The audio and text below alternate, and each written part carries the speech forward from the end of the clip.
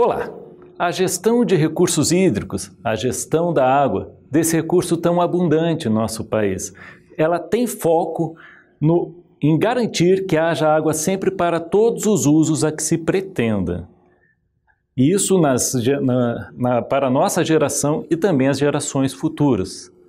O consumo da água, o uso da água precisa ser sustentável, conforme nós temos aqui nos slides, em que nós vemos então aqui a necessidade de termos a água para hoje e amanhã e a questão da disponibilidade hídrica, que é termos água em quantidade, sempre pensamos nisso, né? Se falta a quantidade é porque falta água, ok, mas se não tem qualidade, que é o que está aqui na última linha, também não temos disponibilidade nenhuma, porque ninguém usa água sem qualidade para o fim que se pretenda.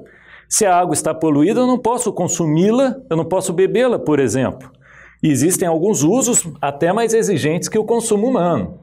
Temos aqui um exemplo de como é a nossa lida no dia a dia. Nós temos aqui uma escassez hídrica, alguém não fez a gestão do recurso, as pessoas estão se virando para conseguir água nas suas casas e, de repente, um diálogo aqui comum dizendo, olha, tem gente aí dizendo que agora o problema vai ser resolvido.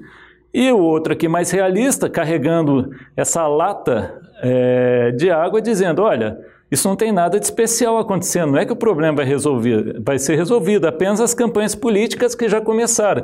Estamos ainda apenas ouvindo as promessas que normalmente ouvimos a cada 4 anos.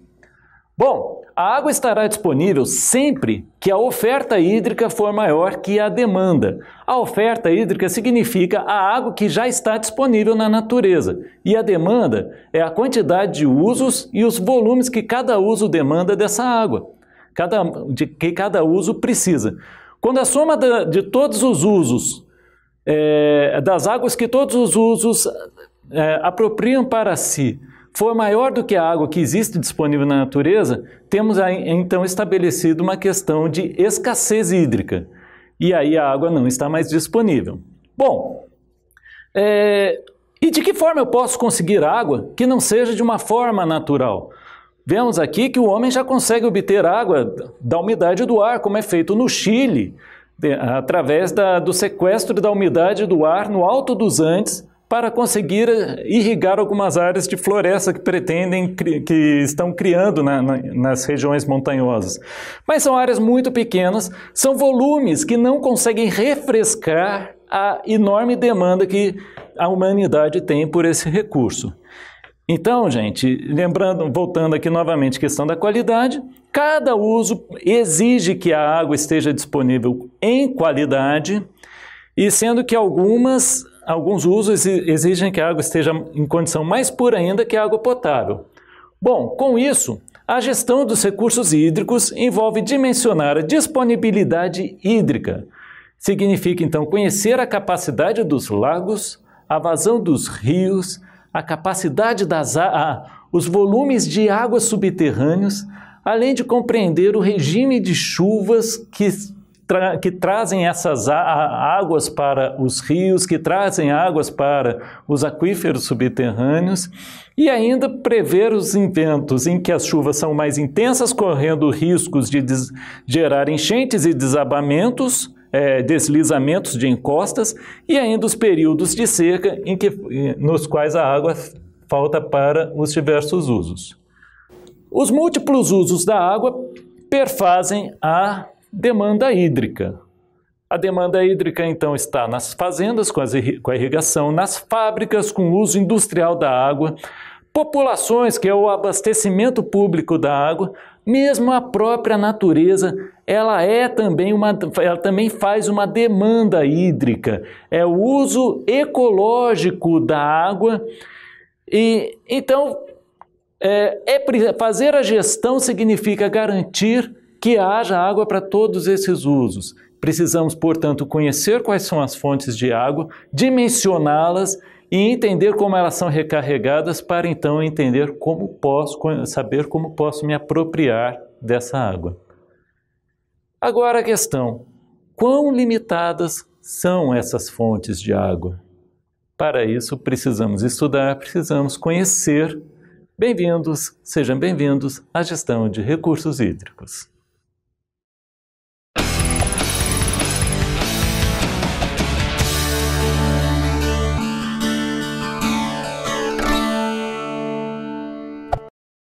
A água, o nosso recurso hídrico.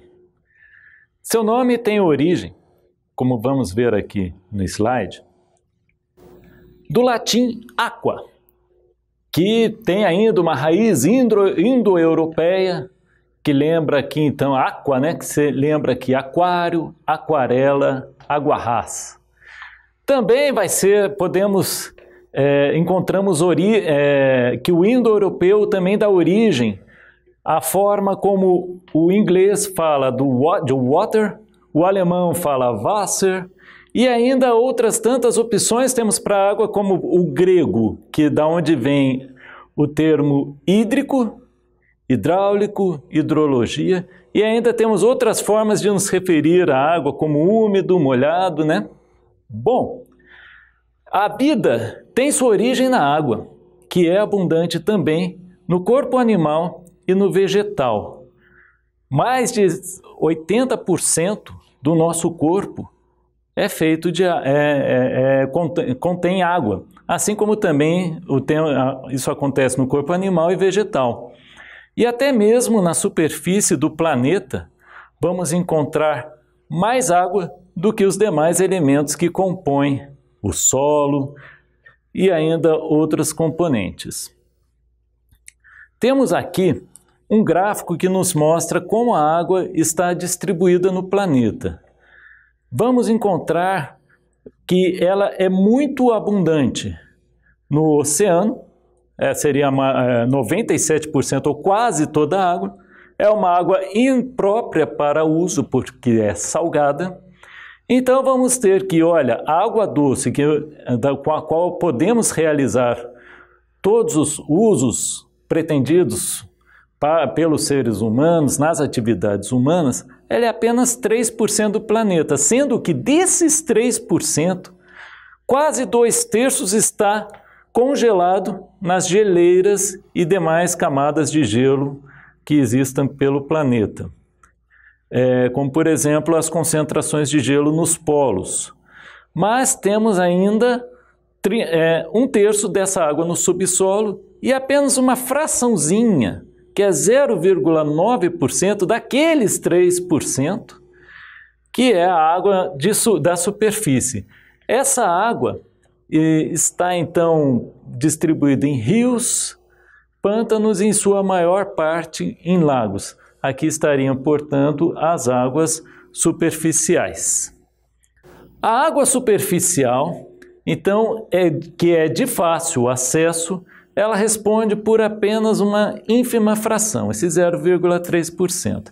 Para ajudar, ela possui uma distribuição geográfica precária. Ela está concentrada, por exemplo, vamos olhar aqui o Brasil. Ela está concentrada na região amazônica, onde existe uma baixa densidade de ocupação demográfica. Ela está consideravelmente ausente, é um recurso consideravelmente escasso na região nordeste do Brasil. Mas se olharmos demais regiões do mundo, a Ásia, você tem uma grande concentração da água em lagos como o Lago Baikal, que é um lago de grande profundidade e que está numa região praticamente assim desértica de ocupação humana. Nós teremos também na África o Lago Chad, que também é um outro recurso que não está muito presente. Vamos olhar, mas enfim, isso é uma questão de como vamos, que nos incentiva, nos desafia a fazer a gestão correta do recurso. Onde eu tenho maior escassez, eu preciso de uma gestão maior. Isso é o que nós, inclusive, nós brasileiros, vimos aprendendo recentemente, que nós precisamos gerir melhor os nossos recursos. Porque a água já foi abundante em nosso país e sempre acreditamos que ela era abundante. Recentemente temos encontrado no noticiário informações de que a água está sempre faltando em alguma região do nosso país. Isso é bastante atípico, né?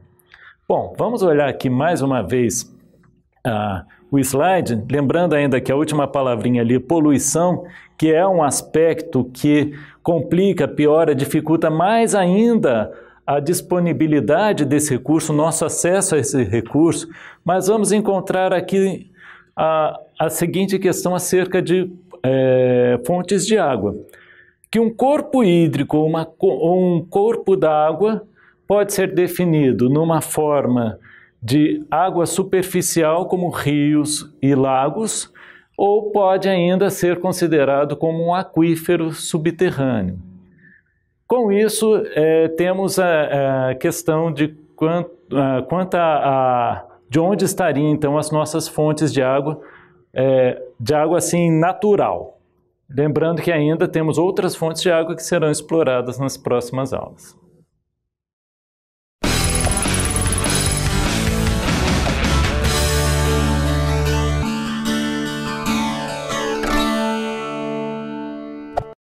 A bacia hidrográfica nos remete à forma como a água interage na superfície terrestre. É o território da água, é a unidade com a qual precisamos realizar a gestão das águas. Vamos ver o slide? Então, a bacia hidrográfica delimita o território em que todas as águas percolam sobre o solo em direção ao que chamamos de exutório. Vejamos o que é isso. O exutório está aqui. Vamos observar que aqui está todo um território definido, que contém toda a rede hídrica que vai levar a água para esse exutório. É o rio principal, são os seus afluentes, e aqui nós temos os divisores de água, que seriam estes aqui. Então, o que significa um divisor de água? Significa que toda água de chuva em que a gotinha cair aqui dentro da bacia, ela vai caminhar para o rio e ela vai fluir pelo rio até a sua saída no exutório. Isso vai acontecer em todo o território da bacia. Qual é a importância disso? É que se toda a água que aqui cair dentro da bacia, estará disponível no rio, estará disponível neste corpo hídrico superficial. A água da chuva que cair fora da bacia, ela assume outras direções e, portanto, como esta gotinha aqui, ela não estará disponível. Bom, alguns elementos aqui que vale a pena a gente já começar, algumas palavras que fazem parte do jargão da gestão de recursos hídricos que vale a pena nós já nos acostumarmos. Então, quando nós criamos um ponto no rio, uma seção do rio, como esta aqui, aquilo que está, é a água que ainda vai fluir aqui para passar por essa seção, é dita a água que está a montante. E a água que já passou pela seção do rio é a água que está a jusante. Isso aqui faz parte do jargão, nós costumamos falar de forma muito fluida, de forma muito recorrente, em aquilo que está a montante e aquilo que está a jusante. Lembrando que tudo que estiver a montante, por exemplo, se você tiver uma fazenda, vamos considerar aqui nesta região aqui, esta fazenda estará a montante. Se eu tenho aqui uma área urbana após essa seção, essa área urbana está a jusante, tá? Então não apenas a água, mas tudo que está no território compreendido acima ou antes ou após a água passar por essa seção estará a jusante e a montante. Ao se captar a água de um rio, agora para abastecimento público, nós temos uma bacia hidrográfica especial. Ela se torna o que chamamos de manancial. Ela é uma fonte de água, ela é uma fonte de água das áreas urbanas. Todo o território que está a montante da captação, portanto, é a bacia hidrográfica, a qual conhecemos por manancial. Também temos aqui, então, uma representação do que seria este manancial. Nós fizemos aqui uma captação neste trecho aqui do rio, em que a água vai abastecer uma área urbana. Observe que nós colocamos aqui uma estação de tratamento de água, que é a chamada ETA, para lembrar que a água precisa receber tratamento, precisa passar por um tratamento de forma a ser água potável. Então, que vai abastecer cidades. Muitas vezes, até em momentos mais recentes, muitas cidades ainda não eram abastecidas sem passar por um tratamento. Hoje, então, isso é mais recorrente, né? Mas vamos só lembrar aqui o seguinte: a partir de um momento em que eu faço a captação de água, eu tenho para abastecimento público, assim como tudo que eu tiver, toda a seção no rio, eu vou ter aqui, formar uma bacia hidrográfica a montante dessa seção, sendo que, como eu estou abastecendo uma área urbana, isto aqui se torna uma área de manancial, tá? Então, é aquela bacia hidrográfica que eu estava aqui dizendo a vocês, que é uma bacia especial. As bacias hidrográficas podem ser subdivididas em subbacias. É uma subdivisão, né, que vai nos mostrar o seguinte: eu tenho aqui, no caso, uma bacia hidrográfica grande, né? Vamos colocar aqui o verdinho. O meu exutório está aqui. E eu tenho, por exemplo, desde a nascente desse rio até chegar aqui, quando ele encontra uma confluência com esse outro rio, aqui, esta região aqui, é uma subbacia hidrográfica. Essa outra acaba sendo uma outra subbacia hidrográfica também. Então, aqui eu vou ter a subbacia hidrográfica, que nós chamamos de 9. Esta aqui é a subbacia hidrográfica, que nós chamamos de 7. E assim vamos tendo várias subbacias hidrográficas. Existem outras formas de eu denominar o meu território de bacia hidrográfica? Existem. Posso, por exemplo, olhar isso aqui e dizer: olha, isso aqui é o trecho alto, é a bacia, é o alto rio. Vamos chamar aqui, por exemplo, esse aqui é o rio Guandu. Eu tenho aqui, então, o alto rio Guandu. Aqui é o médio rio Guandu, é o trecho médio da bacia hidrográfica. E aqui é o baixo rio Guandu. Então, conforme a conveniência para a minha gestão do recurso hídrico, eu posso denominar de diferentes formas a minha bacia hidrográfica. Em suma, delimita-se uma bacia hidrográfica para estabelecer mananciais, seria uma, no qual o uso da água é o mais crítico. Por que é tão crítico assim, essa bacia hidrográfica tão especial que é o manancial? Porque ali nós estamos cuidando da saúde da população. Quando se reserva uma bacia hidrográfica, nós temos ali, então, que a saúde da população está sendo trabalhada através da água que se recebe e do tratamento dessa água.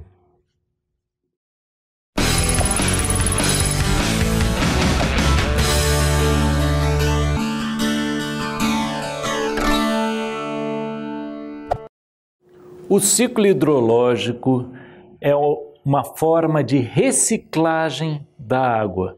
É a forma como a natureza trabalha a água, seja na fase gasosa, na atmosfera, seja na fase líquida, como nós a encontramos nos rios, nos mares, nos lagos, seja na fase sólida, como nós encontramos na neve.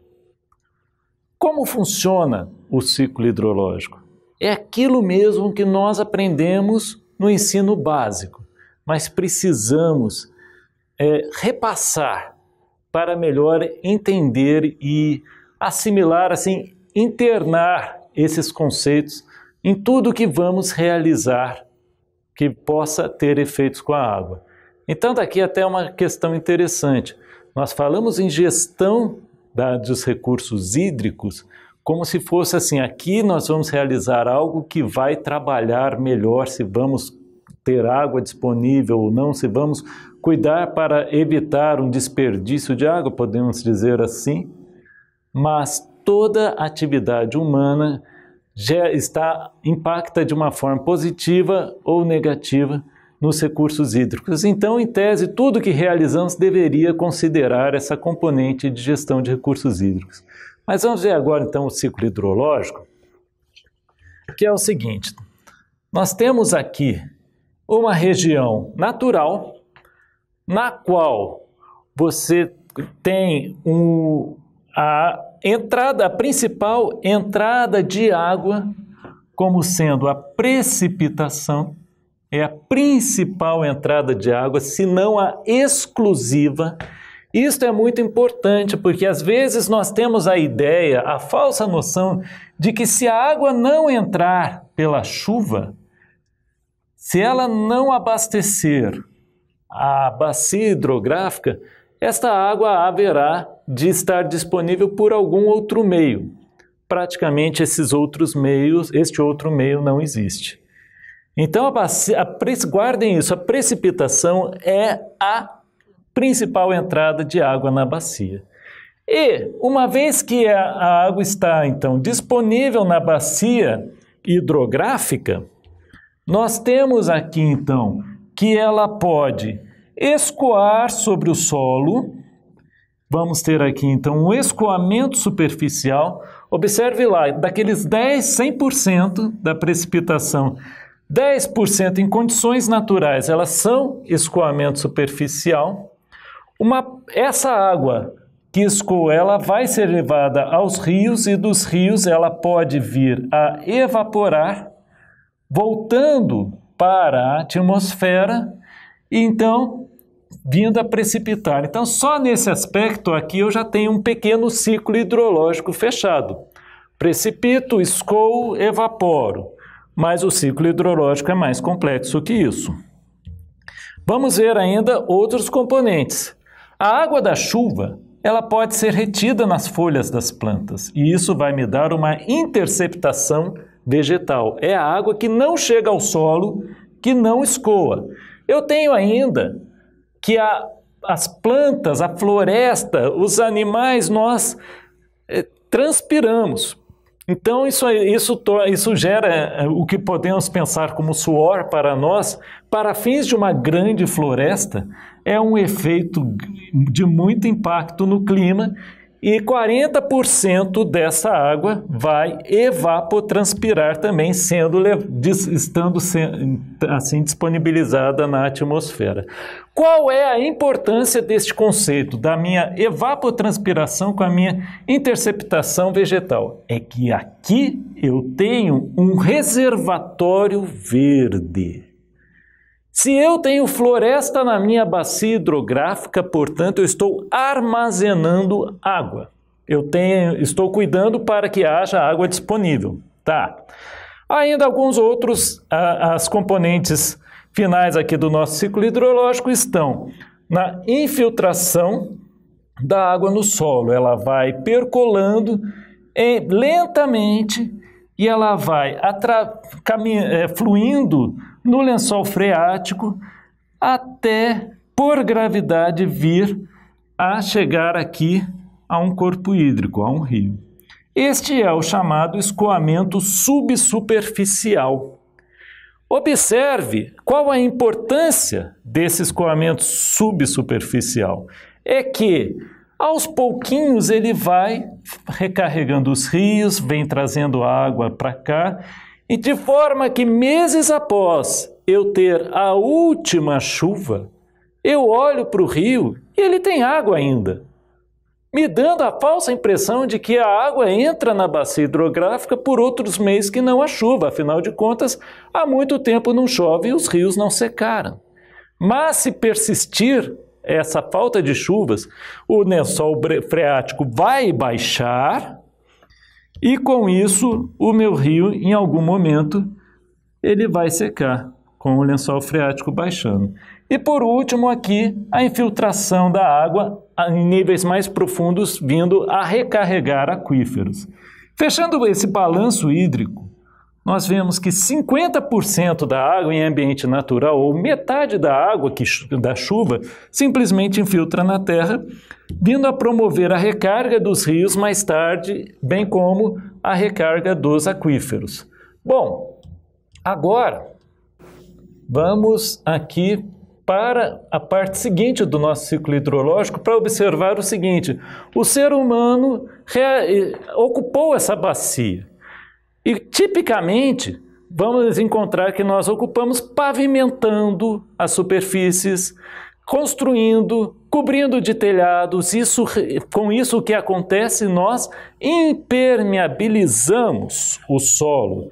Nestas áreas impermeabilizadas, não existe mais as componentes do ciclo hidrológico como a infiltração e a percolação.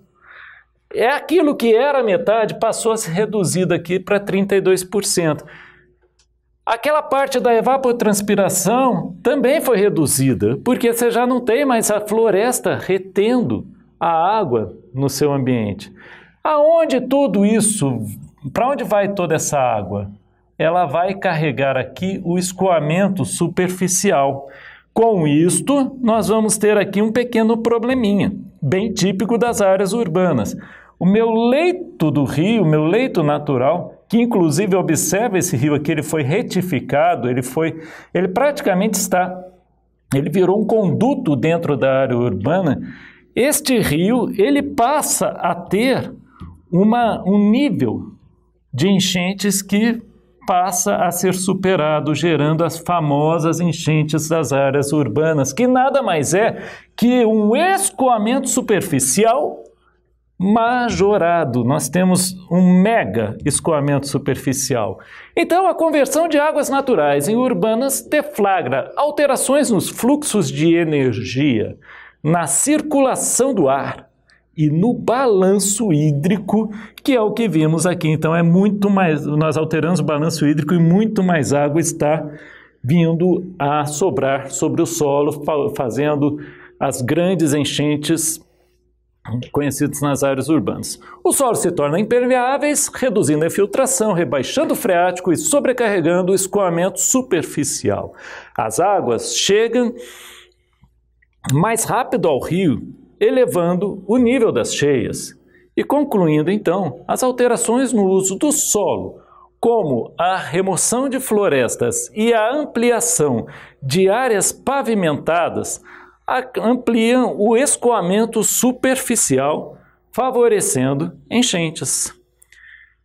E ainda outros efeitos: a contaminação das águas, a intensificação dos períodos de seca também vão acontecer. Como assim? Em última análise, quando nós alteramos todo aquele solo na área da bacia, nós estamos expulsando a água, fazendo com que ela chegue mais rapidamente ao exutório. Se a água sai mais rápido, quanta água está ficando disponível? Muito menos do que ficava em condições naturais. Estamos favorecendo, estamos aproximando o nosso território de situações de seca, situações de escassez hídrica.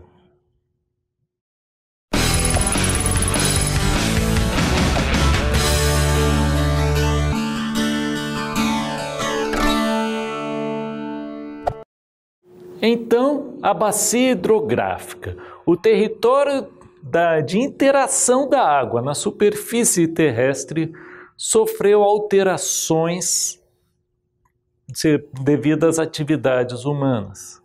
O ser humano, então, removeu florestas, instalou zonas agrícolas, áreas urbanas, instalou tudo que lhe parecia de interesse para os seus diversos fins.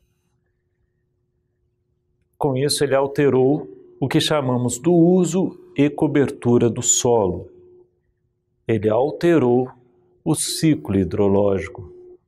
Normalmente, não se dá conta disso. Vamos dar uma olhada, então, quais são os efeitos devidos a essas alterações nos slides. Então, ao erguer edificações e pavimentar os pátios e as pistas, o homem está impermeabilizando o terreno e com isso impedindo que a água de infiltrar. Ela deixa de infiltrar no solo. Isso significa então que esta água que ia fazer a recarga dos rios lentamente através do escoamento subsuperficial e que ia também fazer a recarga dos aquíferos, ela passa então a ficar disponível sobre a água, sobre a superfície, agindo, portanto, conforme orientada pela gravidade. Essa água, então, não infiltrada, ela vai incorporar o escoamento superficial, levando mais águas ao rio. E vamos observar que esta água vai chegar em um determinado momento, vai concentrar em um dado momento. Não é mais uma água que vem sendo trazida para os rios ao longo de meses através do escoamento subsuperficial, mas uma água que numa chuva intensa, rapidamente, vai saturar o solo e vai ficar disponível, sendo levada em grande volume para a calha de um rio que está acostumado a fluir esta água no seu leito menor. Com isto, o rio agora vai aonde? Ele vai buscar o seu leito maior. À medida que mais áreas são impermeabilizadas, maior vai sendo a necessidade de o rio encontrar um leito ainda maior.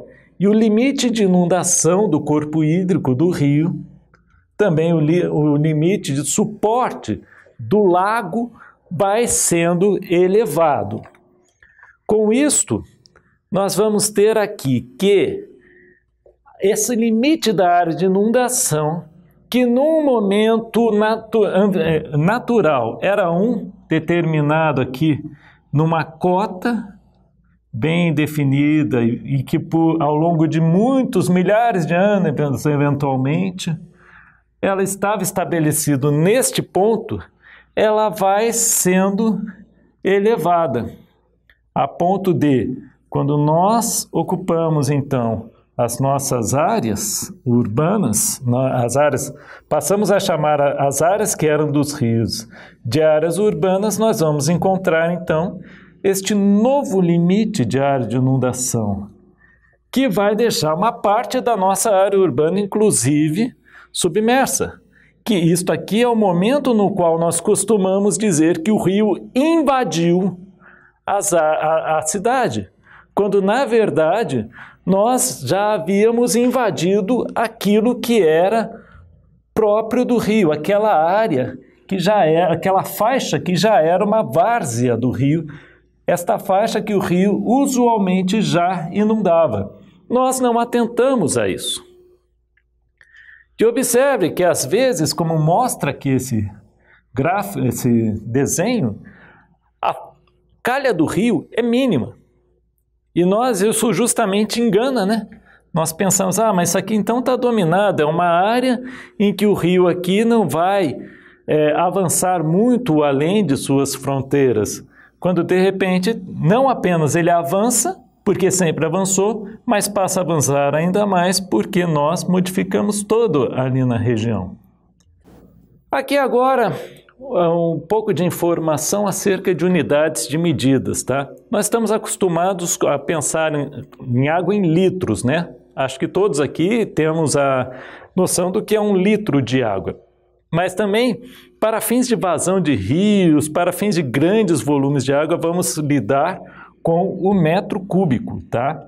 O metro cúbico, que nada mais é que um cubo que tem uma altura igual à sua base, que seria então 1 metro cada. Isso vai me dar 1 metro cúbico, que contém neste cubo 1000 litros de água. Esse é o fator então de conversão de 1 metro cúbico para litros, tá? Então nós temos que 1 metro cúbico significa 1000 litros de água. E o que significa então aqui a vazão?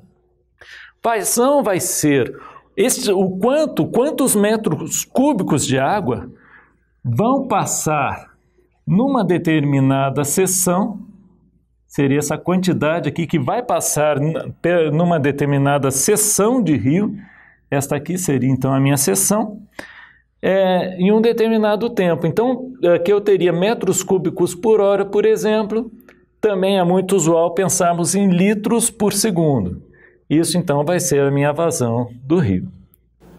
Outro aspecto relevante sobre as alterações do ser humano no ciclo hidrológico é que nós, eliminando as florestas, vamos afetar a interceptação da água da chuva pelas folhas, então a interceptação reduz. A evapotranspiração, que é aquela forma como lentamente a floresta iria devolver a água à atmosfera, também reduz. E com isso, então, sem as florestas, as bacias a bacia hidrográfica vai deixando de reter a água na bacia. E a bacia começa a se tornar cada vez mais dependente daquela única entrada que nós temos de água na bacia, que é a chuva. Como não é mais uma água que ela consiga produzir no seu próprio ciclo hidrológico, porque nós expulsamos a água da bacia, ela começa a depender de uma componentezinha muito sutil do ciclo hidrológico, que é o transporte aéreo.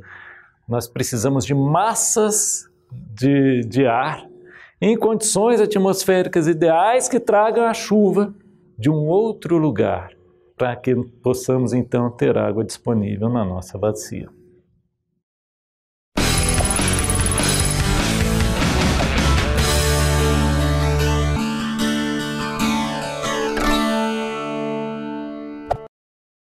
As águas subterrâneas são outra importante fonte que nós temos disponível no nosso território. São os chamados aquíferos. Nós vamos nessa aula então conhecer como se dá a formação de um importante aquífero que é o aquífero Guarani. Vamos dar uma olhada no slide? Então aqui vamos passar então esta formação então do aquífero Guarani.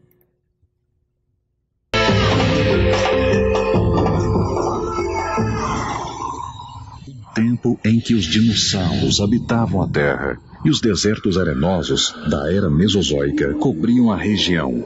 No tempo em que a América do Sul formava com a África um só continente. A América do Sul se separa da África. Pelas fissuras do chão sobe a lava basáltica, soterrando as camadas arenosas. A lava endurece e forma as rochas basálticas. O clima se modifica e uma forte glaciação ocorre na região.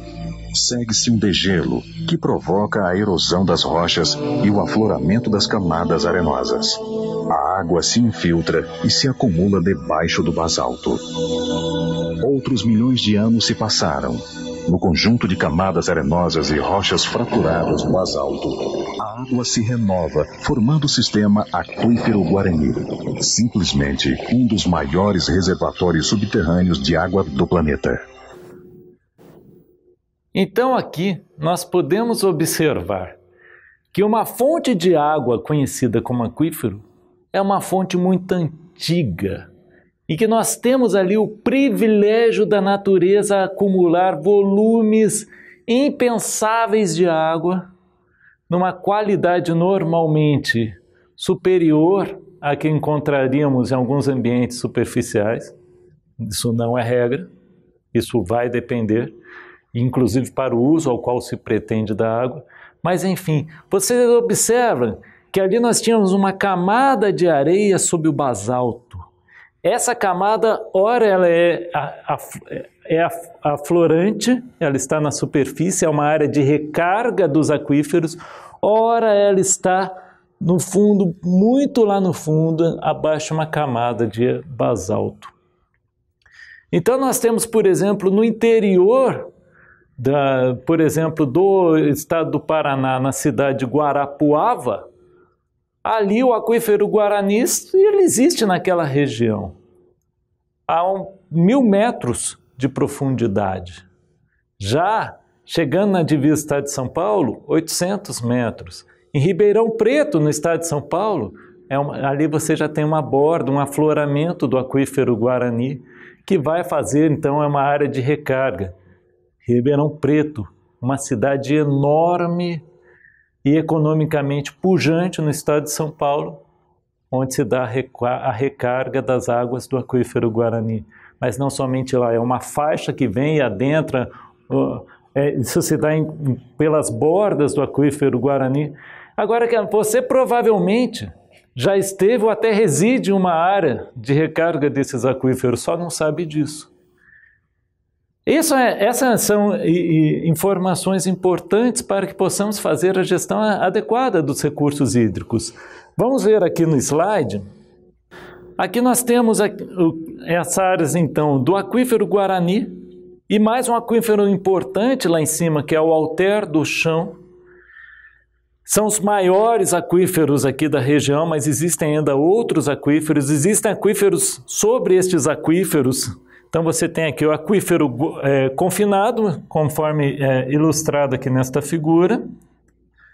E nós temos, aqui estaria o Guarani. Aqui temos um aquífero livre. A diferença é que o aquífero confinado se separa do aquífero livre por uma camada impermeável, e aqui esse aquífero livre ele tem uma maior contato aqui com a superfície. Isso não é muito interessante porque ele é mais permeável, né? E assim está mais sujeito à contaminação, a efeitos de contaminação. E aqui os famosos poços, né? Nós temos aqui um poço artesiano que pode ter profundidades maiores a ponto de retirar a água do aquífero confinado, mas também poços em profundidades menores a ponto de conseguir retirar a água apenas do aquífero livre, né? Bom, em termos de águas subterrâneas, vale a pena citar o karst, um relevo geológico em que a corrosão das rochas calcárias fez surgir cavernas que armazenam água sob a superfície. Isso aqui é uma fonte de água excepcional. Ela está presente em algumas regiões, como no sul do estado de São Paulo e no norte, na região mais ao norte da cidade de Curitiba, onde você tem, então, que várias cavernas subterrâneas armazenam água. Isso, a importância dessas regiões é que elas são muito frágeis e as águas ali nessas cavernas são suscetíveis à contaminação, porque o solo, o terreno em que elas estão tem uma alta penetração da água. Ali a água já não flui com a mesma lentidão com que ela flui naqueles arenitos do aquífero Guarani, mas agora nessas áreas calcárias, essas águas elas entram com uma dinâmica muito maior. Eu posso retirá-las e elas rapidamente recarregam. Uma questão muito importante é que essas cavernas subterrâneas, elas são cheias de água. À medida em que eu vou retirando essas águas, essa estrutura de solos ela vai perdendo a resistência. Eu vou esgotando a água e tudo que está acima passa a ter suporte apenas nas estruturas de um solo que anteriormente estava saturado de água, tinha água ajudando a fazer o suporte de tudo. Isso gera desmoronamentos de grande velocidade e de grande extensão. Isso aconteceu no município de Cajamar, em São Paulo, na década de 80, e também em épocas mais recentes em Almirante Tamandaré e Colombo, na região metropolitana de Curitiba. Então, a lição que tem é, sim, essa água pode se retirar para os diversos usos a que se pretenda, mas é preciso monitorar o nível dinâmico dessa água sob a superfície, no subsolo, de forma a não se comprometer a capacidade de suporte do solo em relação a tudo que está acima dele.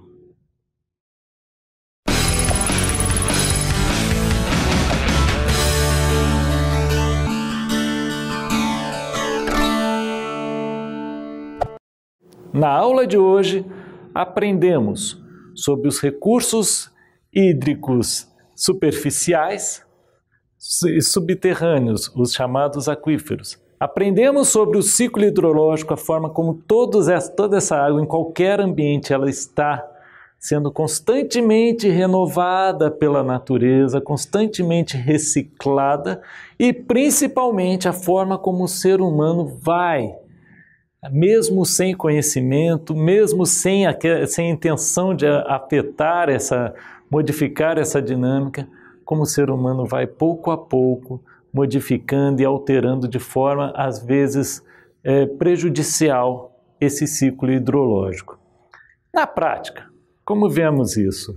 Vamos considerar, então, aqui no slide, a crise hídrica que nós tivemos em São Paulo, notadamente no ano de 2014, que foi uma crise construída ao longo de mais tempo do que podemos esperar, do que podemos pensar. O ser humano chega, constrói suas cidades que não param de crescer, que vão incorporando mais áreas e vai se alastrando, e hoje São Paulo é uma megalópole que depende de águas importadas de outras bacias. São Paulo depende desesperadamente da transposição de bacias hidrográficas. Então, desde a década de 70, se preparou a transposição das águas do sistema Cantareira para abastecer a cidade que mais crescia no estado, que era a capital. E isso foi funcionando ao longo de muitos anos, de muito tempo, até que chegamos neste 2014, que foi um ano de balanço hídrico deficitário. O que aconteceu ali de especial? As chuvas não chegaram no verão. E com isso, o nível das águas foi baixando. É interessante aqui observar, você que imagina que isto aqui é o nível usual das águas nesses reservatórios, você acertou. Os níveis baixaram dramaticamente. Este carro aqui virou um símbolo, era um carro roubado e desmanchado, que voltou à tona, e ali fizeram a pintura de que você é bem-vindo ao deserto da Cantareira. Este é o nosso Brasil. Parece que não, mas o Brasil também tem disso. Bom, a demanda hídrica não foi reduzida.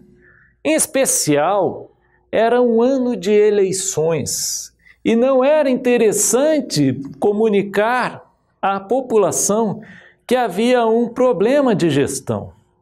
E, portanto, nada mais nos dizia que precisávamos economizar água, não haviam chuvas, não havia entrada, a recarga de água das bacias, nos mananciais que abastecem a cidade. E com isso a oferta hídrica minguou, enquanto as pessoas consumiam da mesma forma.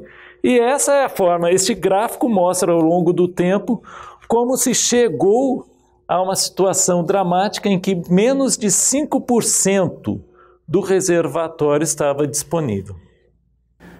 O momento dramático vivido por São Paulo ilustra como a gestão dos recursos hídricos precisa conhecer e controlar a demanda pela água, ao mesmo tempo em que monitora as fontes do recurso hídrico. Então é preciso Conhecer o que há de água disponível, conhecer como essa água é apropriada para fazer a gestão adequada. E assim num esquema de monitoramento, atualização permanente das informações para que possamos fazer uma gestão adequada.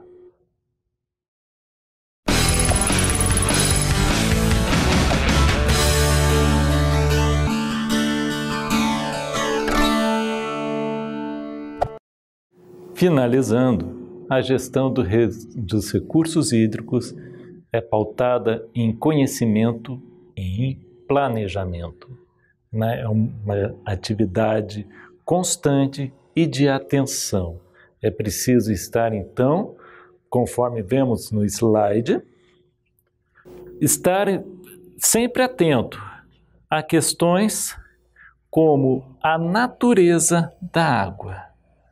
Conhecer a natureza deste elemento que funciona como um sistema integrado às florestas, que por sua vez está integrada à fauna, e tudo isso funcionando num sistema. E que se eu em um determinado momento elimino o aspecto ambiental em que a água existe, isso vai significar uma alteração no funcionamento deste ambiente.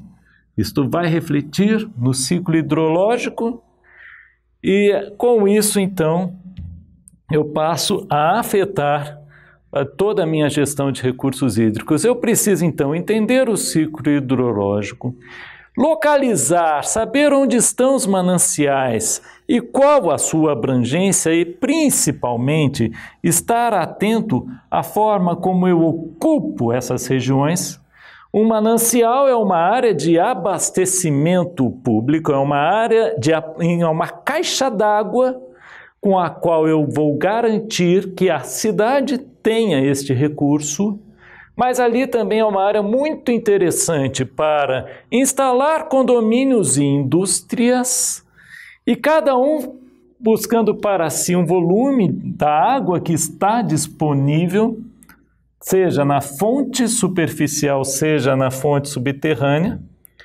Mas, enfim, lembrando que gestão de recursos hídricos não se foca apenas em mananciais, mas eu faço bastante ênfase a isso por conta de ser o abastecimento principal. E assim, é preciso planejar o acesso às fontes que estão disponíveis e o quanto da água será retirada e para que fins. Lembrando que alguns fins são prioritários em relação aos outros. É preciso também conhecer quais são os usuários, onde eles estão localizados e assim também considerar os usos atuais e os usos futuros. E, não menos importante, fiscalizar. Sem a fiscalização, sem a devida notificação de quem não está se adequando a uma regra, não há como conseguir o devido consumo, que se proceda a um consumo consciente. É preciso, então, fiscalizar também a forma como a água está sendo apropriada nos territórios de gestão dos recursos hídricos.